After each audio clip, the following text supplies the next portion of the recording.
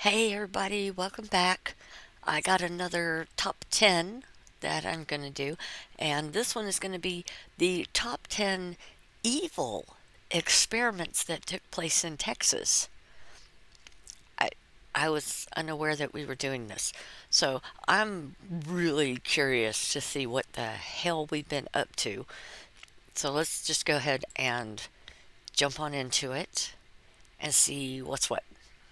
Starting us off at number 10, dog experiments. A few years back, PETA released a scathing expose on the Texas A&M University's laboratories. What was branded as a breeding program turns out to have been closer to a cruel experiment under the guise of science. It turns out that they had been actively lying about their dog breeding program and were actually using the dogs for cruel and painful experiments. Dogs under their care were deliberately bred to develop a crippling form of canine muscular dystrophy that prevented most of the dogs from walking, eating properly, or having any kind of quality of life. From there, they would use the dogs in experiments involving biopsies and these devices that stretched their muscle tissue, causing them not only incredible pain during the procedures, but ultimately forcing many of the dogs to be euthanized due to the toll it put on their bodies. Apparently, the university had been doing these kinds of experiments for nearly 40 years before PETA was able to put an end to it, and thankfully all of the dogs have now been rescued and are being sent to new homes. Next. What the ever loving shit? What the. What year did she say that was? Jeez, what?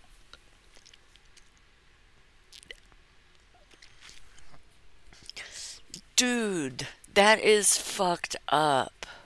Yeah, that's definitely evil. Up at number 9, hepatitis. In the 1950s, one institution ran a very dark experiment that I honestly can't quite believe was able to happen even that long ago. The institution was for disabled people, specifically those deemed to have mental illnesses or mental disorders at that time. And due to the highly unsanitary conditions of this institution, many contracted hepatitis. You would think that this would maybe make them go, oh, maybe we should tidy up around here, protect those that are under our care, but that was not really their approach. Instead, Dr. Saul Krugman proposed an experiment to try and develop a vaccine. Now, while I can appreciate the thought that was behind his proposition, rather than testing on the already contracted citizens, they actually began purposefully infecting people with the disease to assist in the experiment. Now, don't get it twisted, there were many folks against this from the start, but ultimately parents of the admitted people gave their permission to infect them and use them in the study, so forth they went. It's kind of crazy to believe that someone would actually go along with that, but apparently they didn't seem to care too much about infecting disabled people with a deadly disease, so there you have it. Okay. The medical shit that has gone on has pretty much most of it could be probably classified as evil, but the fact that if somebody had a problem like that, they used to just stick them in an institution and leave them there. I was going to be surprised at the fact that the families would sign off on that. But then again, when I think about how people with mental problems and stuff have been treated in the past, then yeah, it really doesn't surprise me that they would be just like giving consent for that. Jesus. Coming in at number 8, Project Artichoke. In the 1950s, the CIA ran a series of mind control projects called Project Artichoke, and their goal was simple, but definitely unethical. The primary goal was to see if a person could involuntarily be made to attempt an act of assassination. So essentially they were trying to see if they could mind control someone into killing another person. At first they went about trying to gain mind control by studying the test subjects via hypnosis and total isolation as a means to break down the subjects. But soon they realized, something was missing. In came forced morphine addictions along with a slew of other drugs, followed by forced withdrawal. They would also use chemicals to incite amnesia on the human subjects, and those that got out were left incredibly foggy and traumatized with little to no recollection of what they had been through. The study was shut down by the 1960s, likely due to the fact that they were traumatizing and forcing addiction on unsuspecting innocent civilians, but it did open the door for more research around the possibility of mind control, so you never know, maybe someday it might just be possible. Next up at number 7, the two-headed dog. In 1959, Vladimir Demikhov had a truly evil vision. His experiments were among some of the first organ and tissue transplant research, which ultimately some have argued is obviously very valuable information, but his methods were certainly unethical and definitely controversial. He started out transplanting organs by sewing them onto the outside of animals, but ultimately gained his notoriety for creating a two-headed dog. To make his Frankenstein dog, he removed the head and front legs of a small dog from the rest of its body and then transplanted it onto a larger host dog. The dogs actually lived for 4 days after the experiment, declaring it seemingly successful, and they were able to see and look around during that time. So all in all, while it did help chart the course of modern transplants, it was certainly viewed as a very controversial study. Next up at number 6, the Milgram experiment. No, hang on. I'm processing that.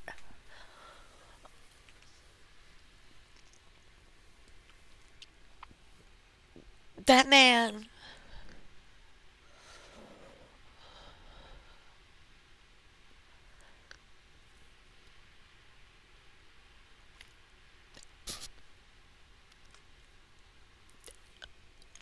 No.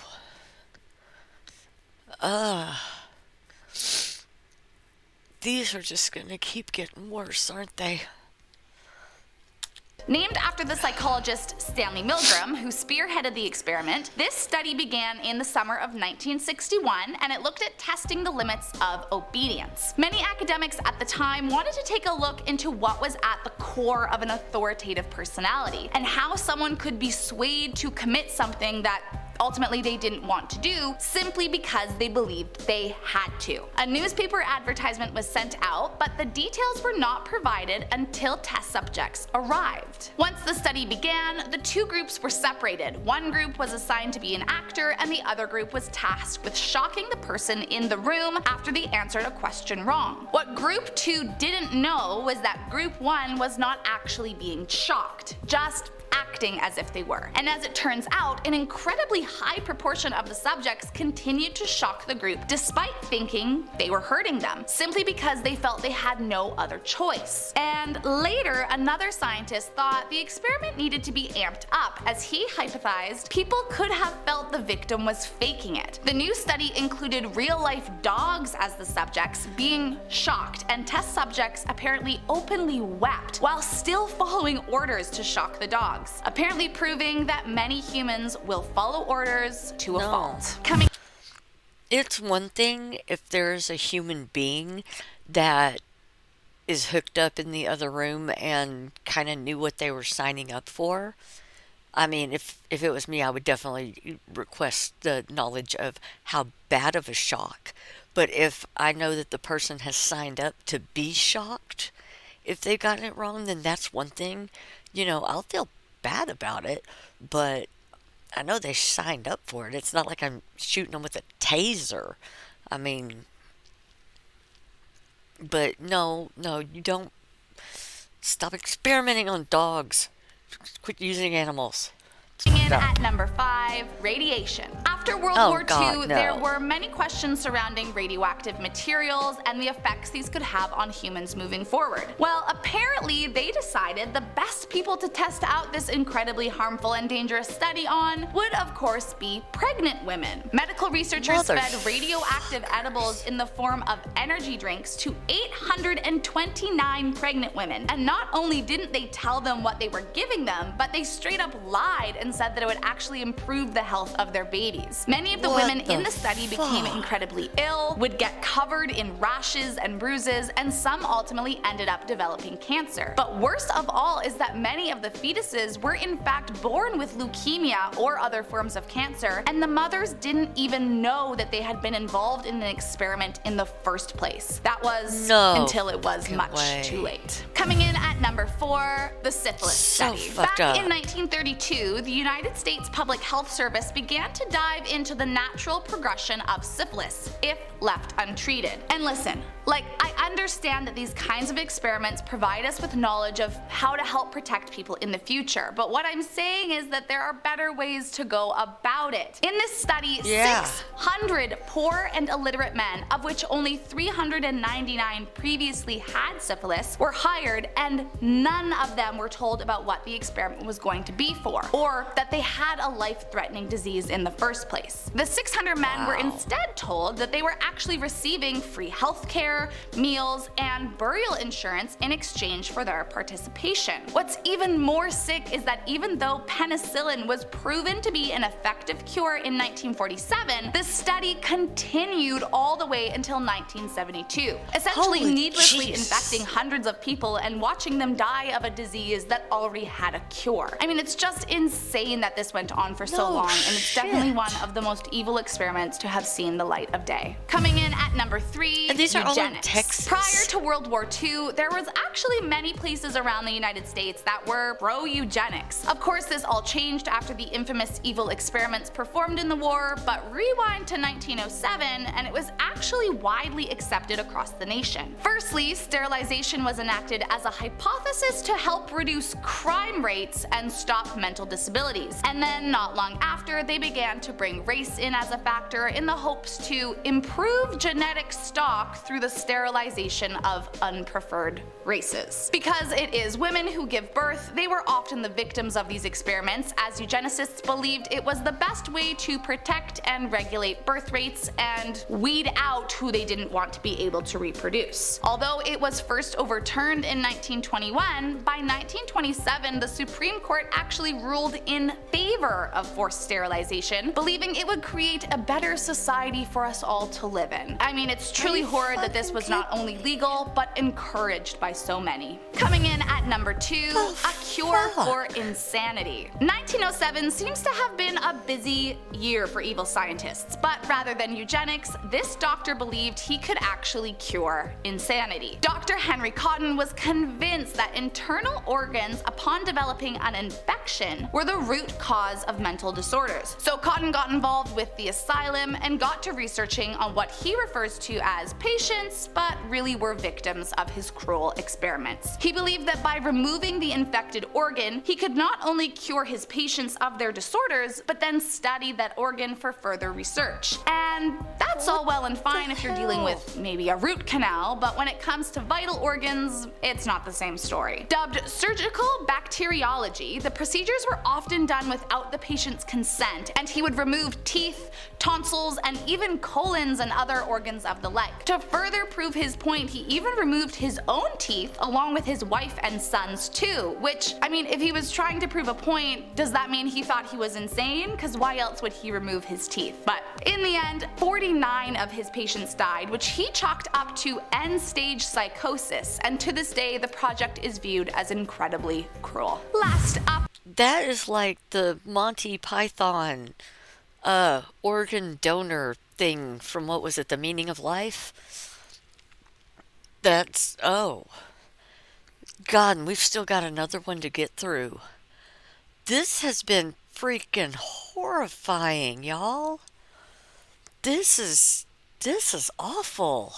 in our number 1 spot, the Aversion Project. Led by Dr. Aubrey Levin, this program identified homosexual soldiers from the army and subjected them to horrific medical tortures as a means to try and change their sexual orientation. Now, at the time, it was believed that being gay was a disease that could be and should be cured, and so the experiment to convert soldiers began. The experiment lasted between 1971 to 1989, and the soldiers were submitted to extensive All the way electric to shock treatment while 89? being forced to view explicit images of the same sex, trying to cause their brain to make negative associations with homosexuality. When the subjects didn't change, or at least didn't admit to changing their sexual orientation, they would force the victims into sex-changing operations, making them effectively straight women in their eyes. Reportedly, What the 900 gay fuck? men between 16 to 24 were surgically changed into women against their will, and once the experiment was shut down, Levin fled to Canada and denied ever being a part of the cruel and evil experiment. Well, there you have it, guys.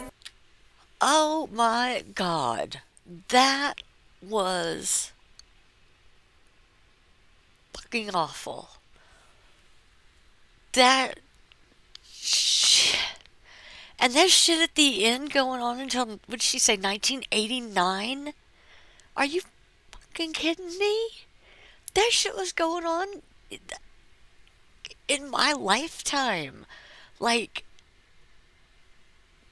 what the fuck? I couldn't imagine doing that to a person. Just any of the shit that they did. From number 10 to number 1. That's, and the shit that they were doing to the fucking animals. Oh my fucking God. I thought that there was some sort of laws. We got laws for every fucking thing. Why the hell was this crap?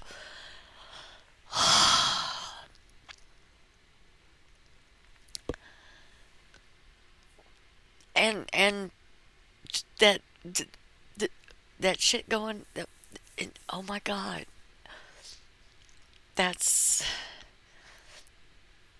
I thought it was gonna be something not evil.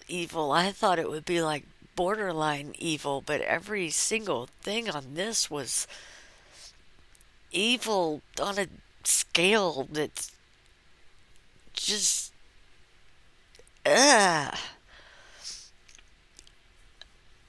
I'm gonna have to go back to comedy after this. That's horrible and shocking and awful. I shouldn't let this out. We should squash this video and wipe it from Texas history or include it in Texas history. I don't know, but Jesus Christ.